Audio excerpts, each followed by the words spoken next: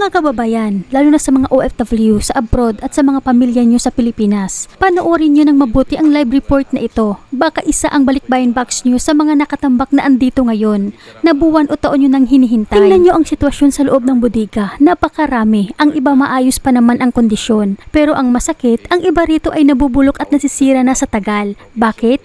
Dahil wala ng impormasyon, nabura ang address o nawala ang tracking details ng mga pamilya nyo. At ito nga po, alam po, ituturn ko po itong camera in a while.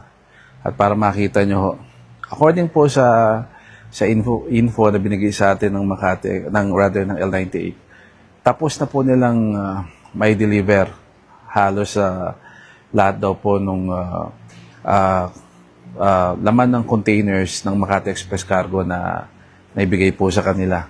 Okay? So, ito lang po yung mga natitira na kahon na may problema kasi hindi po nila makita kung nasaan daw po yung nasaan yung may-ari. Hindi na makakontak. Anyway, ito po, simulan na ho natin. Okay, so yan po. Okay.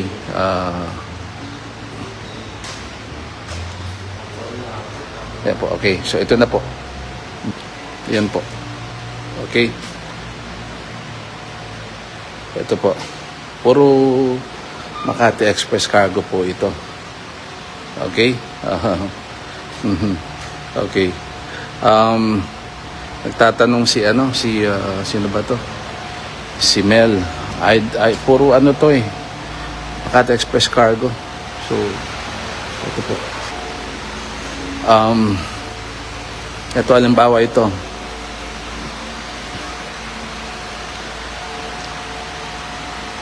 Evelyn De Guzman, Abu Dhabi, UAE.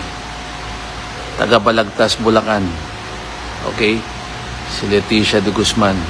Okay, so ulitin ko puro po Makati Express Cargo po ito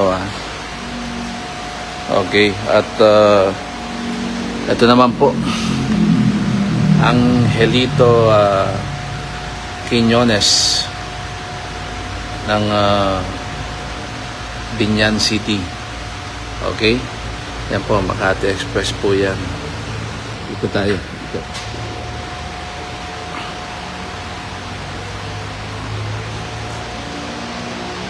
Ito po, si Darwin Lagrimas ng Jeddah, Saudi Arabia. Okay? Ang receiver ay si Body Care of Merlin ng Purok 2, Maharlika Barangay, Rawis, Northern Samar. Okay? Punta po tayo rito sa may bandang harap po. Ito po. Ito.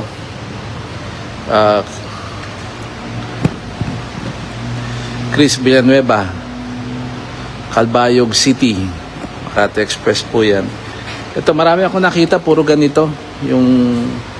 Ito pong ganito. Mga plastic containers po. Ito po yung nasa bungad po nung warehouse. Ito po yung warehouse nila. Okay? Then, ito po yung nasa bungad po nung warehouse. Ayan po. Okay? So, ito, like what I said, marami rin hong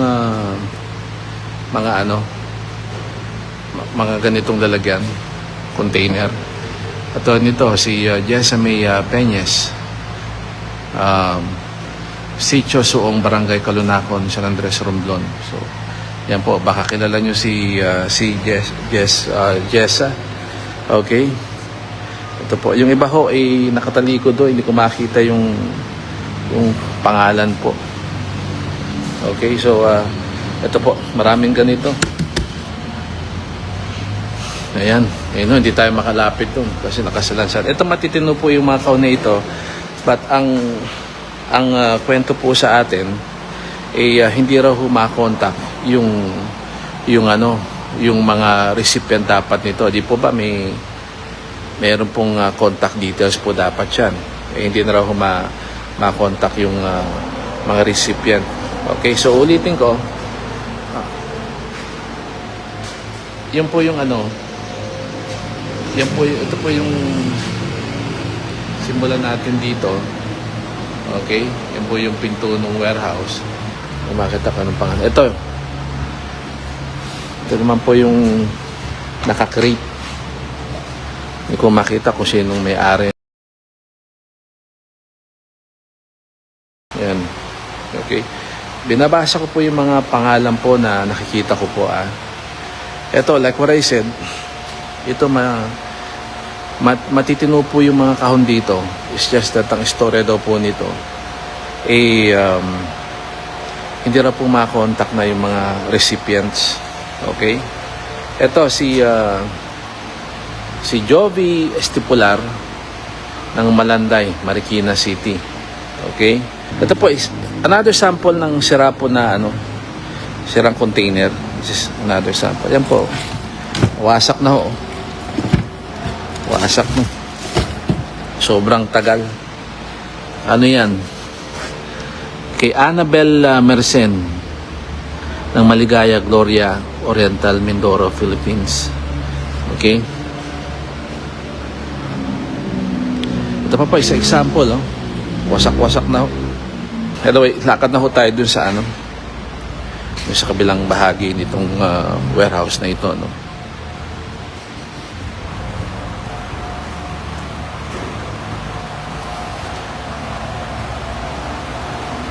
Anyway, ito na po tayo. Medyo matinu-tinu pa rin po yung mga kahon dito.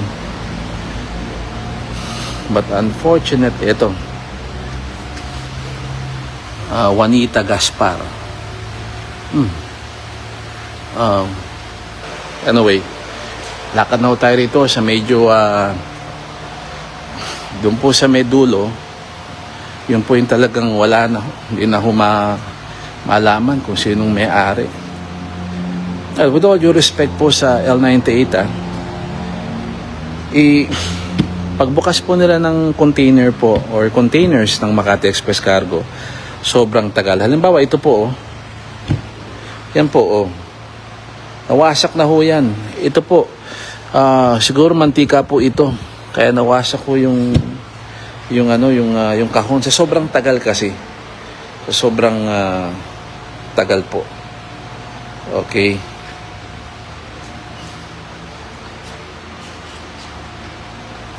Ito, Gina Stamp.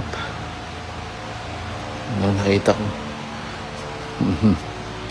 Ito po, isa po example.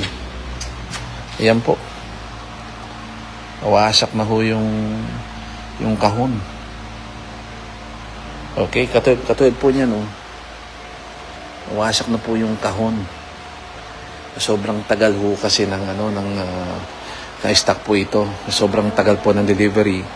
Na-stock po sa Bureau of Customs kasi nga napabayaan po ng Makati Express Cargo po ito. Okay? Ito po, sira-sira na ho yan. Yan po yung problema ng Bureau of Customs, by the way. Isa pong problema ng Bureau of Customs right now. Ito pong mga kahon na ganito. Yung nawasak na po yung kahon at hindi na po malaman kung sinong may-ari. Kasi po, nakalagay po sa kahon yung detalye po. Yung detalye kung sino po yung tatanggap at pati po yung address, contact number. Okay, so ito katulad nito. Wasak-wasak na ho yan. Ang recipient ay sa Cebu. Okay? Juliana Pogado. Juanito Pogado Jr. Wasak-wasak na ho.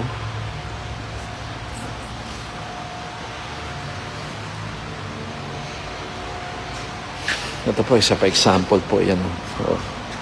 Wasak na ho. Wasak na. Kita nyo naman yan. Joseph. Wawa naman mapadala nito. Ito pati po yan, no? Sak na, oh. Joan Halandoon. Okay, ito po. Isa pa, sira. Sira na po yung kahon. See? Yan po. Medyo wala akong makitang pangalan eh. Okay, now we are now we are at the part of the boxes na wala na po. Ito po. Nakasalansa na po 'yan kasi ito po. Yan po yung problema po ng L98 cargo. Na ipinaalam na po nila sa Bureau of Customs. Katulad po niyan. Yan po, oh. Kita nyo? Kita nyo po. Oh. Wasak na ho yung mga kahon yan. Wala na ho silang idea kung sino po mga may-ari niyan. In fact, yung isang interview ko with the Attorney Marunilla of the Bureau of Customs, yung pong ating kaibigan, tagapagsalita po ng Customs. Okay? Ito po yung isang problema na kinakaharap po ng Customs kung saan marami daw reklamo na yung mga kahon kasi nga nawasak na, nakahalo-halo na yung sa loob ng container, yung mga padala. So isa pong issue yan na kinakaharap po ng ng Customs ngayon. Ito, tingnan nyo po ito. Pagkain. Oh, pagkain po yan. Kawawa naman yung nagpadala. Oh, Mario Joseph. Hindi po natin hawakan yan. Bawal po talaga. Okay, so yan po. Kita nyo naman, oh. Nakita nyo po. L98 po ito. Mamabilim. Okay? I dare say, na parang, tapos Mario Joseph, parang talagang parang naging basura na. Mario Joseph. Makati Express Cargo, tingnan nyo yung ginawa nyo sa mga kababayan namin. Ayan po, oh. Ayan po. Ayan. Yes, Makati Express Cargo po ito. Napakasakit isipin na ang dugo pawis at isang taong pag-iipon ng OFW para lang mapuno ang kahon na yan, natitinggal lang pala at nilalamgam na sa bodega habang ang pamilya sa Pilipinas walang kaalam-alam at nag-aabang sa wala. Kaya paalala mga kababayan, kung may padala kayong balikbayan box at hanggang ngayon ay hindi pa dumating sa inyong pamilya, huwag na kayong mag-antay sa wala. Kontakin nyo agad ang pinagdalhan nyong provider at i-check ang inyong pangalan sa listahan ng mga abandoned boxes sa Bureau of Customs. Huwag nyong hayaan na masayang lang ang pinaghihirapan nyo sa ibang bansa. Hanggang dito na lamang po, mag-ingat po kayo palagi kung saan man kayo ngayon.